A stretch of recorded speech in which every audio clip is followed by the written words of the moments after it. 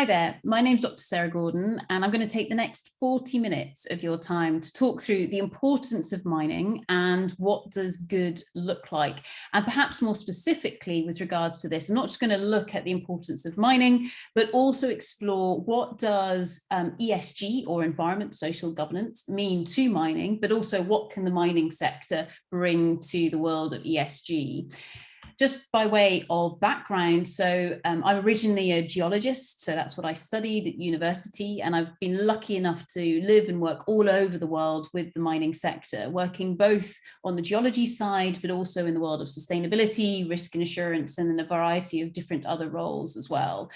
In 2014, I co-founded Satala, and we're a risk management and sustainability company. So we help organizations to make sure that they work in the most responsible way possible and that they can actually utilize enterprise risk management to deliver on all of that lovely work. In 2020, I also co-founded Responsible Raw Materials with the aim of bringing together the whole wide variety of different interested parties, all of whom want to see the materials sector, the mining sector, procurement, etc., being undertaken in the most responsible way possible. So that is the purpose of Responsible Materials, is to bring together that diverse group of interested parties so that they can learn from one another and also understand one another's perspectives.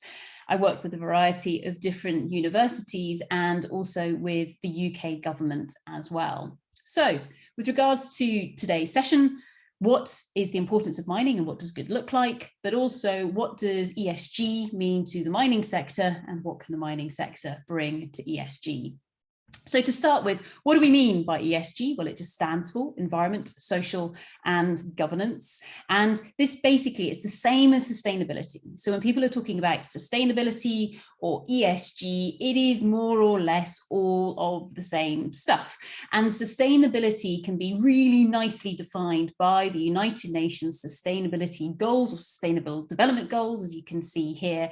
And as you can see, they span everything from poverty, trying to eradicate it, all the way through to climate change, life on land, peace and justice, sustainable cities, resource consumption, etc. So the Sustainable Development Goals encompass a really wide variety of aspects, whereas ESG perhaps focuses in on some of the underpinning potential threats and opportunities that need to be dealt with in the pursuit of being able to achieve these Sustainable Development Goals.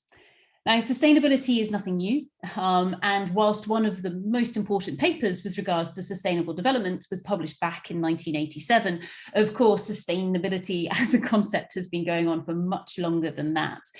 But within the paper, Our Common Future, there was a very nice definition that was given for what do we mean by sustainable development. And as you can see here, sustainable development was defined as being development that meets the needs of the present without compromising the ability of future generations to meet their own needs.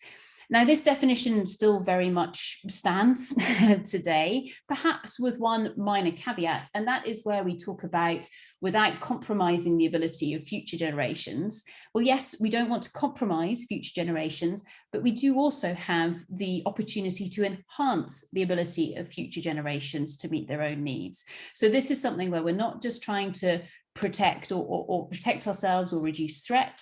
We're also trying to look for opportunity with regards to sustainable development.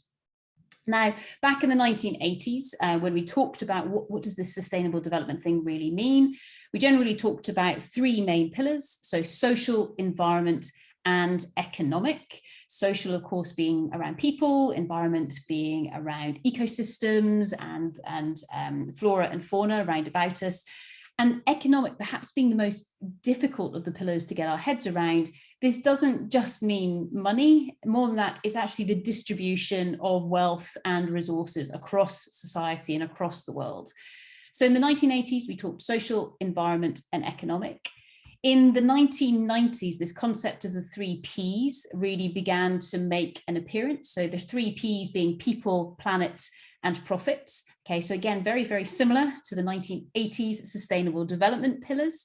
Again, the most difficult of these three pillars for people to get their heads around is actually the profits pillar, because that doesn't just mean money. It's broader than that. It means the same things as came through on the economy side within the sustainable development pillars. In fact, people got so confused that actually, instead of calling this profit, what you quite often now see is people talking about that third P as being prosperity. So coming away just from the assumption that this just means balance sheets and just means cash.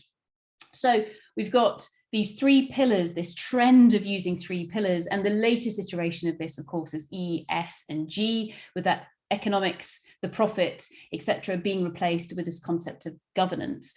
Now, what do we actually mean by the environment, social, and the governance aspects? Well, on the environmental side, we mean everything in the world round about us with regards to flora and fauna. And if we take a look at this through the eyes of your typical mining company, well, as a mining company, you are a land user. So you have permission to be able to look after a patch of land for a certain period of time. So what is the land use that is going on within that area that you have stewardship over?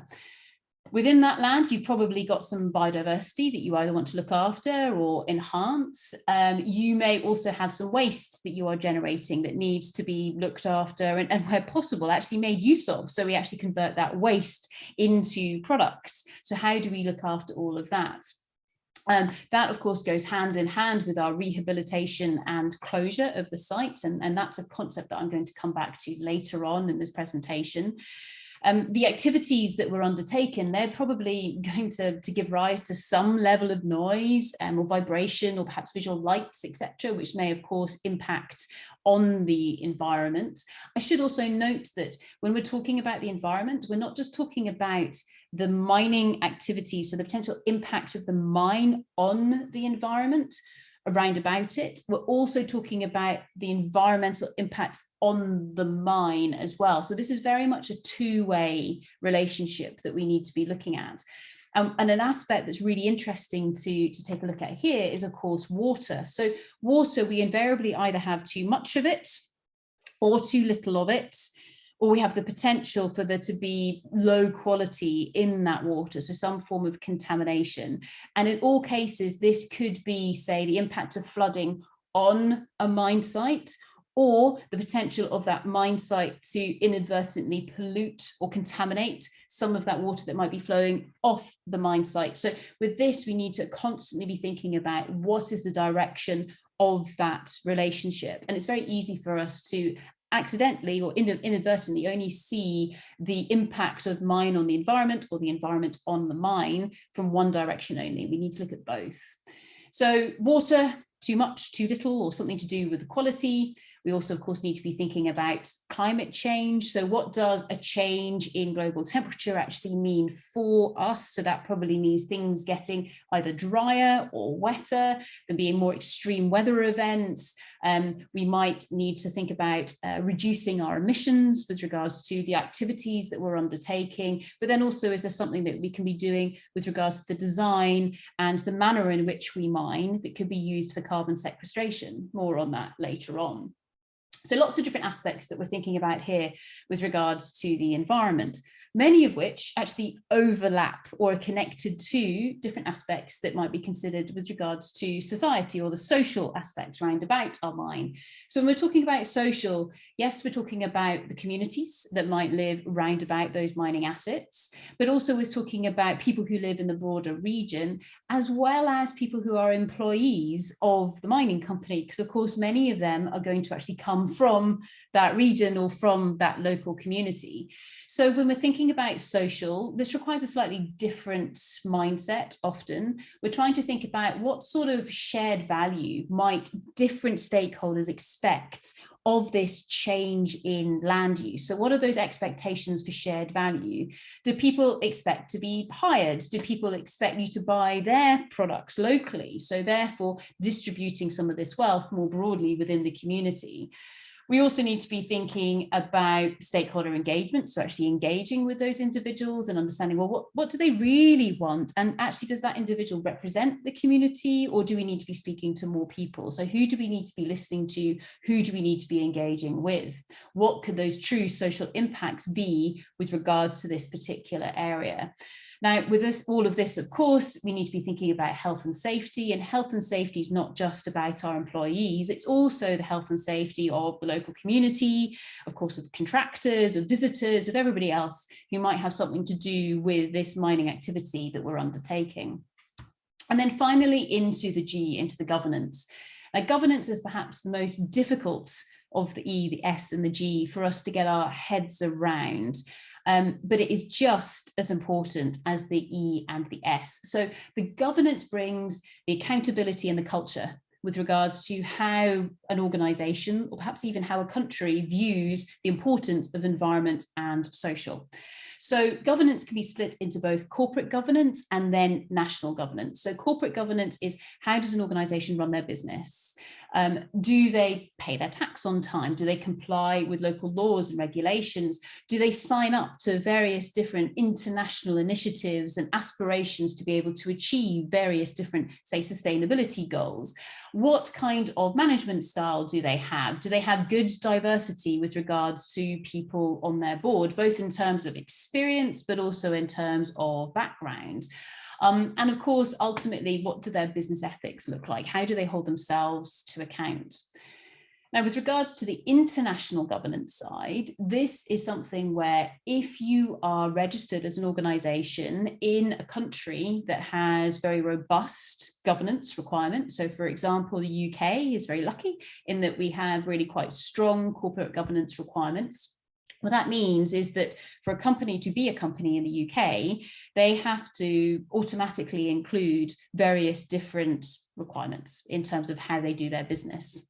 Whereas there are some other countries in the world that perhaps don't have that level of robustness. And so therefore, as an organization, you perhaps need to go above and beyond in order to be able to meet the minimum standards that perhaps would be the norm within the UK. So depending on where you are in the world, of course, each nation runs their governance and has different expectations that are very unique to them, some of which will be slightly better for mining, and some of them will be a bit more of a challenge if you want to operate in that environment.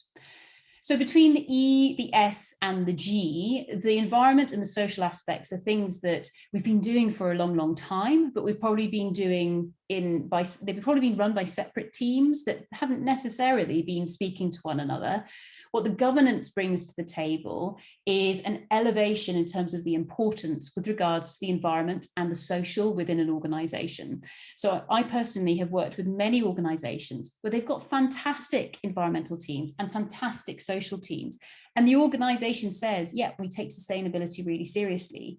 However, it is very rare to find the environmental or the social expert sitting at that senior level decision table.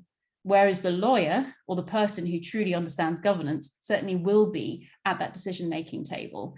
So the advantage that we have now of having governance in this tripartite of E, S, and G is that the governance not only brings the accountability to say, okay, cool, so you said you're going to deliver this with regards to environment, let's go do it. You've got the accountability, but you also have the elevation in terms of importance and the incorporation of true environment and social or sustainability into those senior level decisions that are made within an organization. So it is therefore really important not to deal with ESG in silos. We need to be able to integrate them into a whole. So they need to be integrated, not dealt with in silos. And it's not just the ES and G that needs to be integrated, it's actually all of it. Now, in terms of this example that I have here, and you might not necessarily be able to read the words that are in this network of different areas of threats and opportunities. But the purpose of me showing you this network is to say that no matter what we're looking at within an organization, okay, be this a mining organization or a government or a charity or a research body, it doesn't matter. If you only look at the environmental aspects, you will only be looking at bits of the jigsaw puzzle and not necessarily how those those pieces of the jigsaw puzzle are linked together. You need to be able to look at the environment, the social, the governance, the technical, the financial, the health and safety, the reputation, the legal, etc. All of those different aspects need to be looked at in their own right, so we can understand how one impacts on another, but also how one can maybe help to manage another component part in that network. So what we have here, for example, a variety of different threats and opportunities and how they are linked together. And this example is all about a tailings dam or a waste facility failing. If it fails, you can see that a lot of the end outputs might be more on the social and the governance side. However, a lot of the inputs behind this may be more on the finance and the technical side, of course, with environment and things like health and safety strewn throughout the middle of it as well. So everything needs to be interconnected. And this is actually how we do normal integrated risk management within an organization. A risk, of course, officially being any potential thing, be it a threat or an opportunity that might impact on your business. So risks not just being bad things, they can also be good things as well. And so when we're thinking about this, we need to think, okay, what does this look like from an ESG perspective? But then actually with regards to that, what does that actually mean to somebody who's a finance expert or a reputation expert or a technical expert? How can I now explain this potential threat or opportunity for me in the world of ESG? How do I explain it so it therefore means something to that finance expert? What might the financial impacts be, or what can that finance team do to help me actually manage my risk? And that is all interconnected and integrated risk management. So with regards to this interconnection, just going back to those United Nations Sustainable Development Goals, when we're talking about these, we need to look at all of the goals at once, because of course they all impact on one another. So for example, if all we concentrated on was climate action and say, for example, reducing our emissions, well, we could do that in a really big way, but unless we're careful, we could do that to the detriment of increasing that wealth poor divide, so therefore increasing the number of people who live in extreme poverty.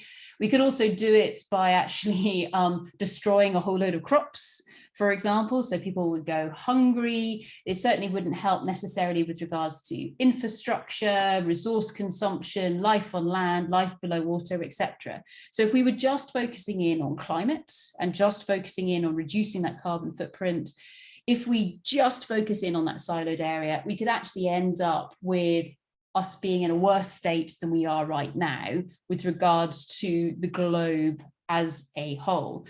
And that desire to make sure that we go through our energy transition in a just manner, i.e. going from fossil fuels to the use of renewable energy, a just manner means we're not just doing it focusing in on those carbon emissions that therefore have the significant threat of potentially the richer parts of the world getting richer and the poorer parts of the world getting poorer. A just transition talks about the equitable distribution of that wealth and making sure we're looking at the full array of the Sustainable Development Goals on a global basis as we're going through this transition. Now, many people have been talking about this, and perhaps this is best articulated, if you take out the swear words, by Greta Thunberg herself. And so this is something here where we are not, for example, at COP26, whilst much of the world's media was focusing in on emissions reduction, etc., actually a lot of the discussion inside the negotiation rooms and inside COP26 was more about the just transition and how do we do this on a truly sustainable playing field or sustainable array, rather than just focusing in on the climate side, because it's understood that we need to get all of it incorporated on a global basis. So is this just transition happening, or are we just having a transition at the moment? So what does it look like? Well, of course, we're seeing lots and lots and lots of policies being produced on a regular basis at the moment by our world's government. So everybody is thinking about, okay, we've now committed to various targets. How do we now go about delivering on them? What does our plan actually look like? So we've got policy being set by our world's government or by our national governments. We've also got big influencers. So this is a picture that I took of Mark Carney at COP26. And as you can see here, Mark Carney in the world of finance are really saying, okay, how do we make sure that any financial decision incorporates climate change or the potential threat of climate change to the financial robustness of an organization? So that's what they're talking about there from the financial side. And when they say climate change, yes, they mean our changing climate, but they're actually also meaning that full array of the Sustainable Development Goals. We also have lots of very specific regulations that are already in place in some countries and becoming more prolific across the world, such as the Task Force of Climate-Related Financial Disclosures. So what does this mean? This means that any large organization has to prove that it has taken into account the fact that climate is most likely going to change over the next number of decades. What does that mean on a physical basis to them? So in terms of there being parts of the world getting hotter, parts of the world getting colder or wetter or drier, more extreme weather events, etc. What does that look like? Sea level rise, all of those different physical aspects coming into being.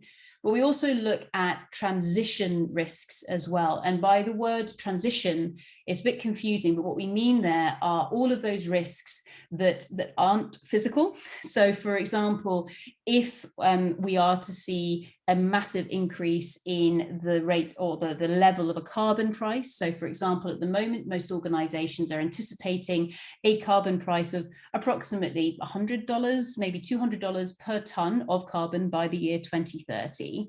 If you start rolling that into your financial models for your organization, can you accept $100 per ton of extra cost to your business? Or do you need to do something about reducing the amount of carbon that you are emitting, be it in terms of your direct emissions or your indirect emissions, so your scope 1, 2, 3, what does that actually mean for your organization? So we're getting big policy being set. We're getting lots of people thinking, okay, what can I do from the world of safe finance to change this? And then we're getting those requirements of organizations, especially in the financial space, to make those changes right now. And we also have, within all of this, we have our circular economy. And so what that's saying is, okay, look, we need to be able to move towards this future that is much more sustainable. So therefore, we're using renewable forms of power.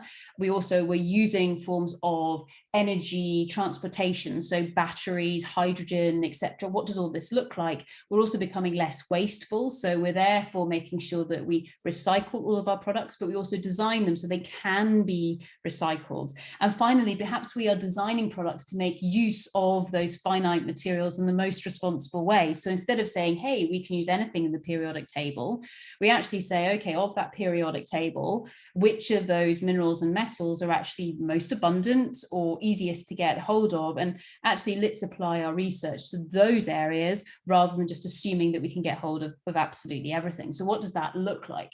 So lots of really fantastic work going on in this space of the circular economy.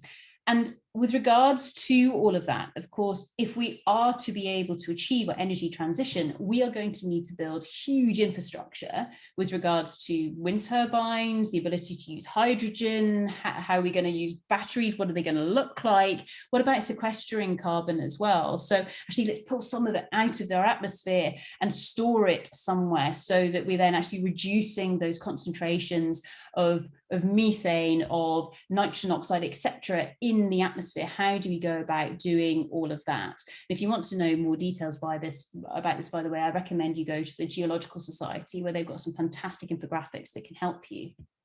So with regards to the production of things like wind turbines, well, a wind turbine, and I'm sure you've all seen lots of different research on this, for a single wind turbine, and this is sort of a medium-sized one, so 3 megawatts, quite big, okay, a 3 megawatt turbine, and it requires 4.7 tons of copper, 2 tons of rare earth elements, 3 tons of aluminium, 1,200 tons of concrete, and 335 tons of steel. That is a huge volume of material that is needed for one wind turbine, okay? That is what is needed for one wind turbine. And this is huge. And this is something where some people suggest that perhaps the circular economy and recycling can provide all this material. And certainly in the future, that would be fantastic. The problem that we have now is that we either haven't yet invented the technology that's needed in order to be able to recycle this material, and we don't actually have enough copper or aluminium or rare earth elements, etc., in stock or in circulation yet, in order for us to be able to produce the number of wind turbines, etc., and electric vehicles and batteries that we actually need. So what this means is that we actually still need to be able to dig some of these raw materials out of the ground in their raw form. We cannot get all the material we need by a long way from recycling yet, because we don't have enough stock, and we also don't have the technology, the recycling technology there yet to be able to, in order to be able to make this a reality. Now, just to take a deeper look in on how much material we actually need, this is a great little article that was put together by the Natural History Museum, and it's based off a paper that was written by some of the UK's leading scientists. And what they asked themselves back in 2019 was, okay, so if the UK is going to be able to achieve its targets with regards to net zero emissions, and if we just look at the electric vehicles, and if we just look at the vehicles themselves, okay, so we're just looking at the cars or the lorries, and we're saying, right, we need a whole fleet of new cars, okay, because we need to be able to move away from the combustion engines into the electric cars. Now, there's lots of detail on this slide, and I do encourage you to go and have a look at the article itself. But if I draw your attention to this section down towards the bottom of the page, in order for the UK just to meet its own targets, in the UK, we're a small island, you can't drive that far, really, in the UK. For the UK to meet our own targets, the UK alone needs twice the annual global production of cobalt, okay? Twice the annual global production of cobalt, just for the UK. We need the entire global production of neodymium, okay, which is one of our rare earth elements. We need 3/4 of the world's supply of lithium and half of the world's copper supply, okay? And that is just for the UK. Now, of course, when I'm running sessions with members of government, etc., we then have a very serious conversation about, well, this is okay because we're really good at trade negotiation. But I think we all know that for the UK to be able to get this material, this is currently highly unlikely. And also, would it be fair for the UK to say, well, we've met our targets because we've got all of this material, when we know actually there's an entire world out there that also needs the same materials for their own electric car fleets?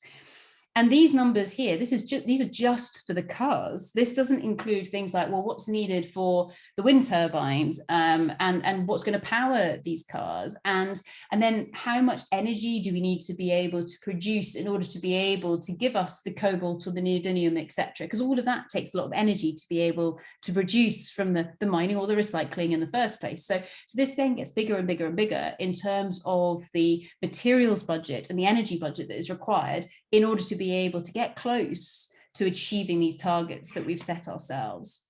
And for this, I mean, one of the big problems is that the diversity of the materials that we need is huge. I mean, we're looking at almost everything in the periodic table. We like to categorize certain minerals and metals as being critical, but the fact is that actually anything could be critical, because the criticality is just defined by how easy is it for us to be able to get hold of. And if something's difficult, then it becomes critical. If we've got lots of something, then it's not critical anymore. But of course, depending on that supply and demand, absolutely anything could become critical at any point in time. And so what does this mean? Well, this means that we are heading towards a very large supply demand gap. Okay, so a really large supply demand gap. Can recycling address some of that supply demand gap? Yes, but a tiny little fraction of it, okay? Tiny little fraction, because we need these minerals and metals now. And the only place we're going to get them from is by digging them out of the ground. But we have to make sure that when we're digging them out of the ground, we are undertaking that extraction, that processing in a responsible way. Now, mining in itself is not a sustainable activity, being very, very true to the definition of sustainability, because we have zero intention of putting that copper or that cobalt back in the ground in the same way that we found it. Okay, so mining cannot be sustainable in that fashion. However, the mining sector can and should very much adhere to sustainability principles. And so when we are digging this material out of the ground, when we're then thinking about, well, what do we do with this patch of land after we've finished extracting the copper from it? What then happens? All of these activities can be undertaken in a manner that adheres to sustainability or sustainable development expectations. Now, just as a quick note aside all of this, when I was at COP26, I had, well, there were a number of very big aha moments for me, but two of the big aha moments that I think are very relevant to the discussion that we're having here today is that firstly, within COP26, despite the fact that I know, or I feel that the provision of all the raw materials that are needed for the energy transition is one of the biggest sticking points that we've got at the moment, because we just don't have this material yet, and it takes a long time for us to get it. Despite the fact that I feel that mining and materials is really important, I think I only heard the word mining mentioned maybe 3 times in the entirety of the conference. Okay, so the provision of the raw materials that we need for our wind turbines, etc., just wasn't on the agenda. It was just assumed that these materials are going to appear from nowhere, okay, with no environmental impact, not taking advantage of any opportunities that are there, just assume that they are magically going to appear. So that was number one, that nobody was speaking about it. The second thing was that in those 3 instances of the word mining being used, it was always used in the context of coal mining. So therefore, with regards to this particular group of people who are there at COP26, representing almost every country on Earth, representing a wide variety of backgrounds and diversity of thoughts, the common understanding of the word mining is coal mining. So this word mining does not trigger the image of the full periodic table in people's minds. It just triggers the image of a lump of coal. And this is a problem, because when we're talking about mining, immediately people think that we must be talking about coal. Now, as a mining expert, as somebody who works in the mining industry, I know that that is incorrect. But there is a very large population in the world who believes that to be true. And so therefore, rather than just say that they are wrong, actually it is, the onus is on us as the mining sector to accept that and to say, okay, so what are we going to do about it? Do we change our name to the materials sector rather than the mining sector, or what do we do?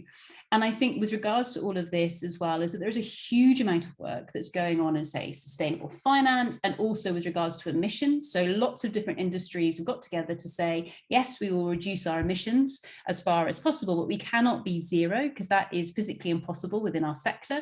And those sectors include things like agriculture, they include aviation. So the industry bodies have got together and they've said, look, we need to be able to work with the regulators and work out, well, what do these regulations actually mean to our sector when we're trying to encourage people to be carbon neutral? Currently, mining is not at the table when those discussions are being had. So there is also, not only is there a lack of awareness of mining, the mining industry just isn't in the room, and the world doesn't really know what mining means because it thinks that it means coal. So this is something just for all of us to be aware of, because it certainly took me by surprise when I went to COP26. So on that note, well, what do we actually mean by mining? And this little fact sheet is at the back of your packs. It's a nice little refresher or a reminder, or maybe it's an introduction to what do we actually mean by mining. Or maybe you could scratch the word mining out and write materials at the front end, depending on how you want to brand the sector. But 2 things just to draw your attention to here is that To start with, every successful mining operation needs three things. Okay, so there are three things that you need for a successful mining operation. Firstly, you need some useful rock in the ground. Okay, you can't go anywhere in the world and dig any rock up and say, hey, I'm now going to extract the rare earth elements from it. No, that doesn't work. You want to go to somewhere where those rare earth elements have been naturally concentrated to the highest possible level of concentrations. Okay, so you need to be able to go to somewhere on Earth where that rock has formed naturally, and also has formed in such a way that engineers and metallurgists and scientists have understood them, and therefore have also worked out, well, how do I get the lithium, or whatever it might be, out of that rock and separate it away from all of the stuff that I don't need, so all those other elements and materials and metals that I don't need. So how do I actually separate them out? And that's where the technical skill really comes to play. So number one, we need some rock in the ground, we need technical skill. And that's always been the case for successful mining. The second thing that we need is this thing called a license to operate. And that is permission to be able to go and extract material from the ground from a particular place. And that license to operate is really where the majority of E and S and G come in. Okay, so this is the majority of where it comes in. Whereas, of course, as you can see here, there is big overlap between that ESG with the technical and the rocks, and also then with the final aspect, which is our finance. And so by finance, we not only mean, do you have money to be able to build this project, but also, because they cost a lot of money, but also, do you actually have demand for the product that you found? So does anybody actually want the lithium? Or actually, perhaps we no longer use lithium ion batteries, we're now onto sodium batteries or something like that. So is the demand still there? So therefore, is the finance there? So provided you have those three things, then great. Push on. You've probably, you may well have a mine on your hands. If you are missing even just one of those aspects, you don't have a mine. Okay, you do not have a successful business in the activity of mining. So you need to be able to make sure that you have all three of these aspects.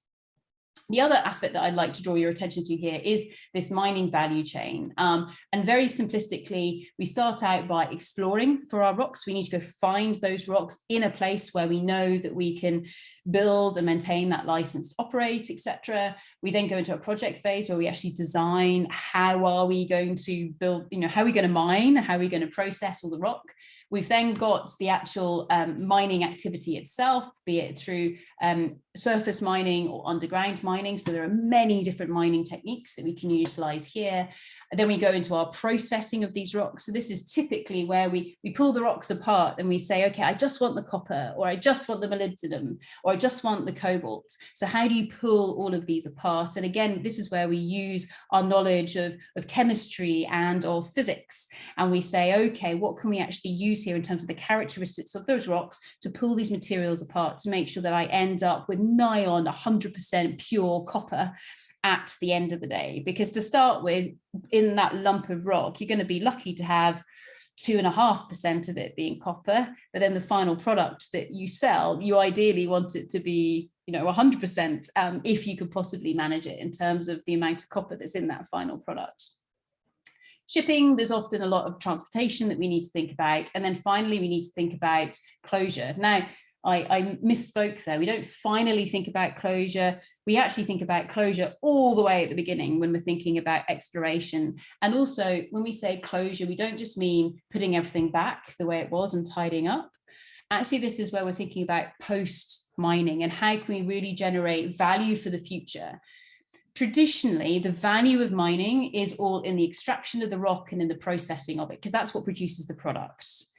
But actually, more modern realms of thought then go into, well, hang on, we're putting all of this money and energy into building huge infrastructure, massive land movements often.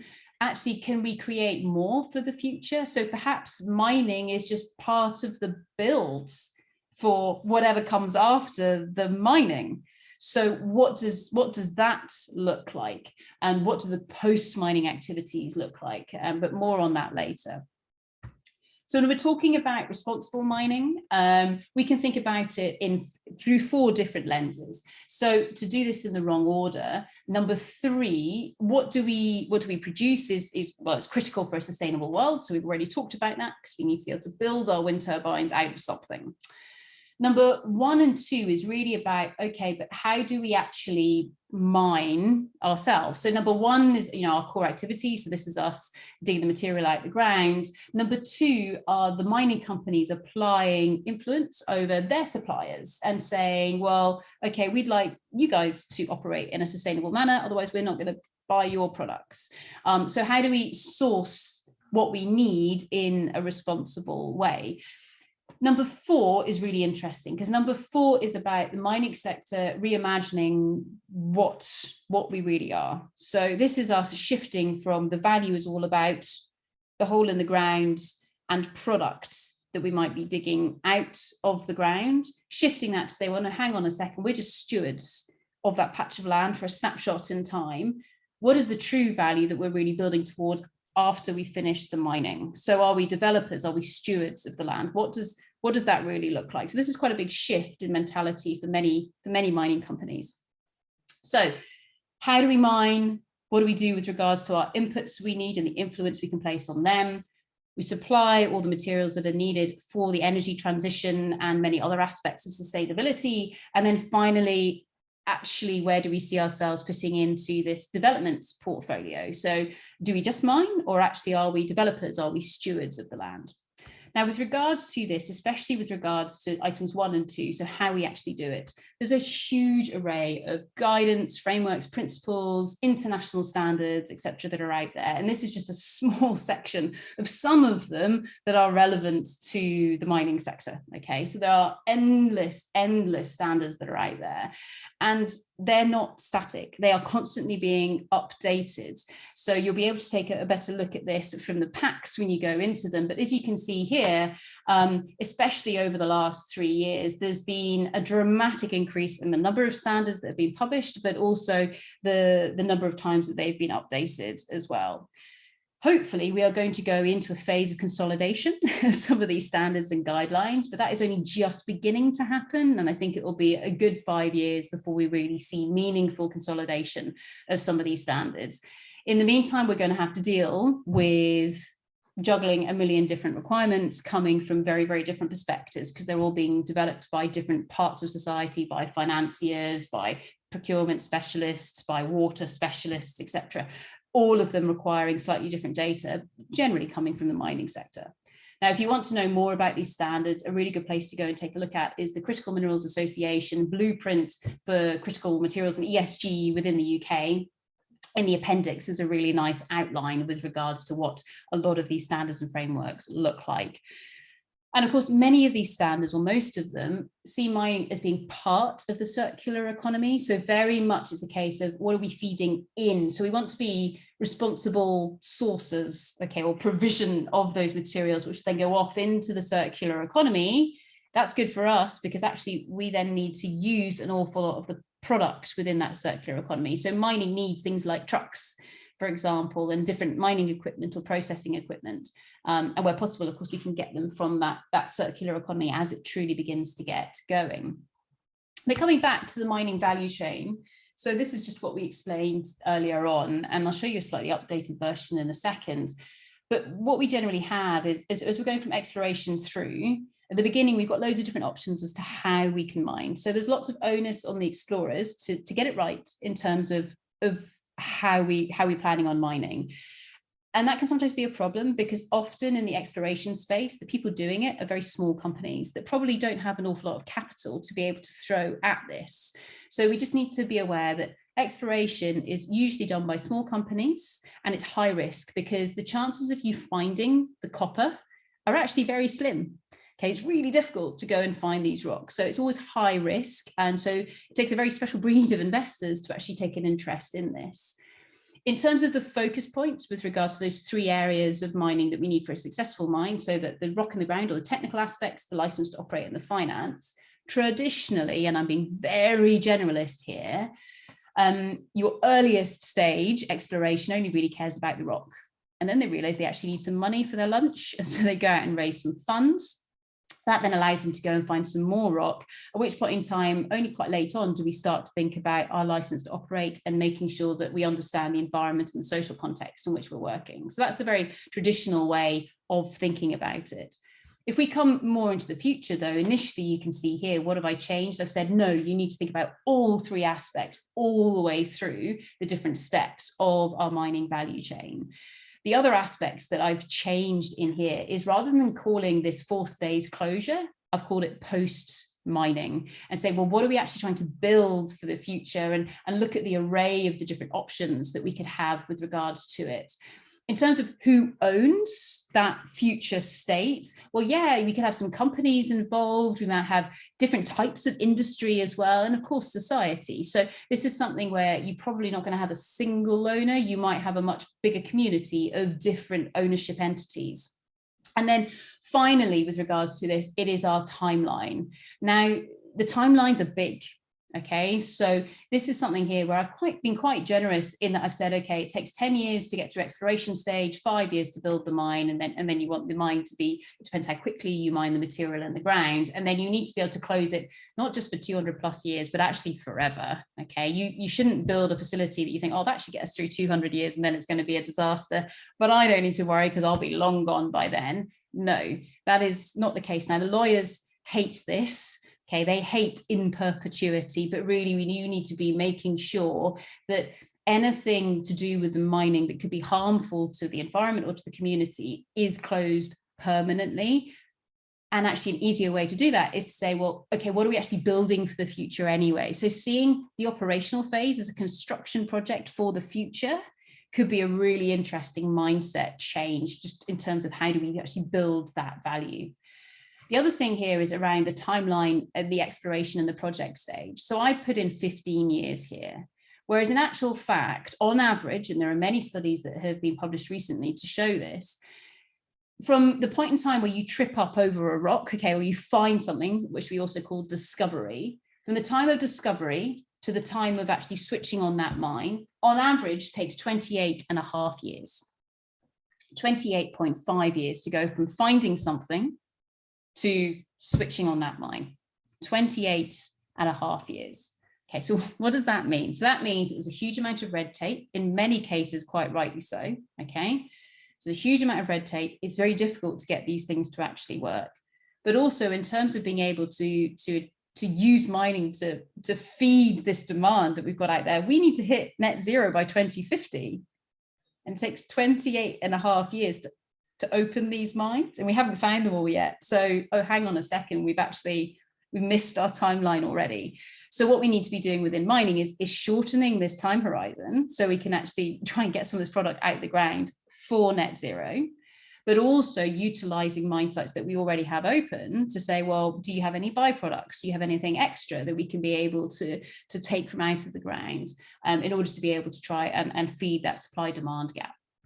So with regards to this, what does all of this look like? Well, when we go through these different stages, many of those international standards, et cetera, that we have are all focused on the big bit, which is where we hit operations. So this is actually the phase where we start to make money as mining companies. We're generating cash all the way through exploration and project. We're just spending. We're not generating cash unless, of course, we're focused on finding a project and then selling it, because we don't want to operate it. We're going to sell that as a product to somebody else who can then develop the asset. So all the way through this, we're not actually making money from the rock being in the ground. We only start to make money when we start to dig it out. And so most of the international standards are focused on the operational phase, and therefore are actually quite heavy in terms of the level of detail that's needed. But if you are that exploration geologist, and I have been that exploration geologist, standing there on the ground, or maybe just looking at a property on Google Earth or something like that, you can perform your own very quick ESG assessment. So, do I have access to the land? Am I allowed to go there? I'm looking at the map. What kind of vegetation is there? What kind of biodiversity do I think there might be? And there will be data sets that you can raid for this information. What about water courses? What can I see? Do I think, if I accidentally have a little spill of my petrol or something like that over there, where might it dribble down to? What's going on with regards to those water courses? But also, do I have enough water in the area, both for the local population, but then also for potential mining activity where I might need it as well? From a social perspective, you can see where people live. So you can see, okay, there are lots of people in this area, or is it something where it's quite sparsely populated? And what about the history of this area? Do I think there might be some cultural heritage sites, or what do I think might be going on here? So what this means is that it's never too early to be starting your ESG. And in fact, the earlier you do it, the more valuable your asset will be, because you will have a longer database in terms of trends, in terms of that time horizon, to say, okay, I really understand what's going on with regards to the climatic impact on that particular patch of Earth on this planet. So what's going on with regards to that, and what's been changing with regards to the local population, and what does all that change look like? And this is important because depending on who you are, you will have a different perspective with regards to that mining activity. So for example, you may be an investor, and so you will have different requirements compared to a national government, or compared to a local community, or compared to the employees within a company. Okay, so all of you will have different requirements and different perspectives as to what is important, be it in terms of the technical aspects or the financial aspects of that mining operation, or of course the ESG aspects. And within that, there are a huge variety of different tools and techniques that can be used to better understand all of this. And if you want to understand more of these tools a bit better, then go along to the Responsible Raw Materials website, where you will find a wide variety of little 10-minute talks and abstracts and other resources showing you, well, what are some of these really practical tools, tips, and techniques to say, how can we truly understand ESG with regards to that patch of land, and how can we proactively manage a lot of it? Now, instead of me working through every single one of these on this slide, because that would take us a while, I'm just going to pull out 3 areas that I think have either depict really exciting improvements that have been made in recent years, or give us a scope for massive opportunity going into the future. So the first one of these is, of course, with regards to the rocks. Being a geologist, of course, I'm biased here, but number one, making sure that we only value the rocks we really can or should be digging out of the ground. Okay, now this has been unfortunately illustrated by, back on the 24th of May 2020, one of the world's largest, and at that point in time, most respected mining companies, destroyed these caves here that had been inhabited on a regular basis for 46,000 years. Okay, so that company, in an effort to be able to get to the iron ore, okay, which is what they're digging out of the ground here, destroyed 46,000 years worth of cultural heritage, which is disgraceful. Now, what would have been a really simple way to make sure that this never happened and that these caves were protected? Well, that patch of rock, that patch of land should never have been in the mine plan. And if the people who have been defining the rock that could be dug out of the ground had taken those caves into account right at the very start, and also when they were updating their resources and reserve statements, that's what we call it, if they'd taken those into account, then this patch of land would never have been even considered to be within the mine plan. So what this means is that geoscientists have that opportunity to make sure that they well and truly include ESG in those calculations when they're trying to say, well, where is the rock and how much of it can we dig out of the ground? We need to be able to include ESG within those calculations. Now, this is already being done, and there are a variety of ways of doing it, but one of the most common ways is through this variety of Crisco codes. So lots of different regions on the planet have their own way of talking about how do geoscientists define how much rock you can dig out the ground, and they have their own governance around it depicted through these codes and these standards. And what's been happening over the last 18 months or so is that lots of these are being updated, and they're being updated to properly include ESG within those calculations. Now, this little roundtable that was undertaken over a year ago now, there's a little 5-minute trailer video, by the way, that tells you what are all the world's codes doing about it at the moment. And so where are we going? And excitingly, so here within Europe, so the PERC standard, which is the European one, the update was released in October 2021. And within these things called modifying factors, okay, so you have the rock, and then you say, okay, but hang on, do we have the engineering capability to be able to dig it out of the ground? Do we have the ESG aspects? Are they all covered? So the modifying factors includes all of that. And so what PERC now includes is a huge amount more guidance to say, okay, geoscientists, when you're running those calculations, this is how you take into consideration ESG when you're coming up with those volumes, which is great. So that's number one. Number two is then saying, okay, so we've already got a hole in the ground, okay, or we think, yeah, we've got some copper here.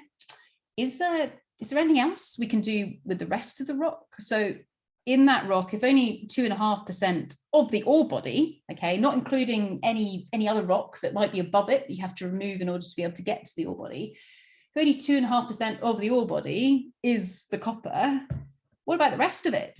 Are there any other useful things in that rock? So taking a look at this little wheel that we have here, lots of minerals and metals, because of their chemical characteristics, they like to buddy up and they like to form together. So if you have a copper resource, it is quite common to have, say, I don't know, you might be lucky, you might have some cobalts in there with it as well, because they quite often form together. It's the same kind of context, the same setting in which they often form together. So what does this mean? It means that, okay, you might get the bulk of your value in terms of what you're selling from the ground. That might be in copper, but maybe there's some other stuff you can get out the ground as well. And your engineers will either love you or hate you, because it's quite complicated to be able to process both copper and cobalt in that rock that's coming out the ground. But this might be worth it, because then we are reducing the amount of waste that we have and increasing the amount of product that we have. And of course, it's not just metals that we might be producing. What about using some of that rock as aggregates? So can we use it in construction? What can we do with it? Of course, all of the time thinking that, okay, every time we're processing this rock, we may well be introducing chemicals into that processing, all of which adds an additional hazard to the environment in which we're operating. So we just need to be able to balance all of this up. But rule of thumb here is saying, well, let's make use of the rock. We're going to the effort of digging it out the ground. Well, instead of just taking one bit out, actually, can we make use of more of it? So that's number two. Number three is perhaps one of the visions for the future and one of those challenges to throw out. And this is all about saying, okay, so we're going to be digging a mine. Let's make sure that we design this mine in the most sensible way possible, so that we not only reduce any potential impact on the environment and society, but we also maximize the long-term value. Now, there are lots of ways in which we can do this, but the challenge I would like to throw out there is to say, okay, so all the way back in it was in primary school, I think, or certainly in GCSE geography, learning about the rock cycle and learning that actually rocks can, in certain forms, take in an awful lot of carbon. Okay, so we have these rocks called carbonates, and so those are actually that's carbon that's locked up. Okay, so actually, can we use the rock cycle to help us sequester carbon and other forms of emissions from the atmosphere? So can we use the rock cycle to do this? Now, in oil and gas, of course, what's beginning to happen there is we're using old oil and gas infrastructure to say, okay, let's suck in that CO2, etc., out of the atmosphere and pump it underground into those old reservoirs. So where you've taken the gas and the oil out of, now there's lots of space effectively. So now we're going to pump the CO2, etc., back in there again. We're going to be able to store it. But we can also do something similar on the mining side. And so what this means is we say, okay, if we've got a mine, so say this is a mine that is open at the moment. So this is now, okay, at the beginning of this timeline. We're going to be producing probably quite a lot of emissions, especially if we're driving trucks and especially if we're having to break up all the rocks. So breaking rock or crushing the rock takes a huge amount of energy. So we've probably got quite a high energy bill in terms of emissions. And so what I'm sure we're all doing at the moment is saying, how do we reduce the emissions that we're letting be released from our mining operations? So we're going to try and reduce that down to as low as possible. Okay. Now, can we get to true zero? Very difficult unless we stop breathing. Okay, so it's very difficult for us to get to true zero. So this is where the entire world is looking for offsets or some way of saying, well, how can we sink carbon? Now, offsets is actually it's quite a dirty word in terms of the world of emissions, but that is what we mean. It means that we still need to be able to emit something. But then how do we actually pull ourselves down to net zero by doing something good somewhere else, like planting trees or something like that?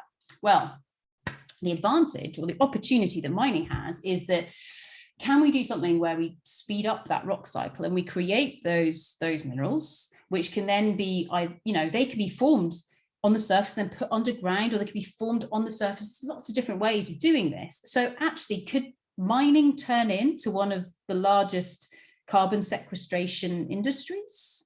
Wouldn't that be awesome, where we're saying, okay, yeah, we are emitting something in terms of our emissions, but look at all of this negative carbon value that we can bring to the table, where we can actually remove the net removal is very much on the good side of things in terms of how much carbon equivalent we can then lock up underground. So it's not within that atmosphere and not contributing to the increase in global climate and, of course, the melting of the ice caps, etc. So this is something here where there's no reason why we can't think about this within mining. Some companies are beginning to do it, but this is an area where if we could make this work, wow, could that change the way that we view mining? Suddenly it becomes the good guy rather than the nasty guy that's only to do with coal. So how can we actually change all of this, but in a meaningful way rather than just in a rebranding way? So final aspects to talk about before I bring this to a close. So we've talked about the fact that mining is critical for producing all the materials we need for a sustainable world. We can also think about, well, how do we actually undertake those mining activities ourselves, and also what sort of influence do we have on our suppliers? And then finally, we've got this mindset shift to say, look, the value isn't all in the hole in, by producing product from the hole in the ground. What about the value that we could be producing or teeing up for after we've finished taking that material out of the ground? And that's where we really get into this just transition world, okay? So the just transition, one of the biggest conundrums with this is that the richer parts of the world could use this to get richer, leaving the poorer parts of the world to, in relative speak, just get poorer.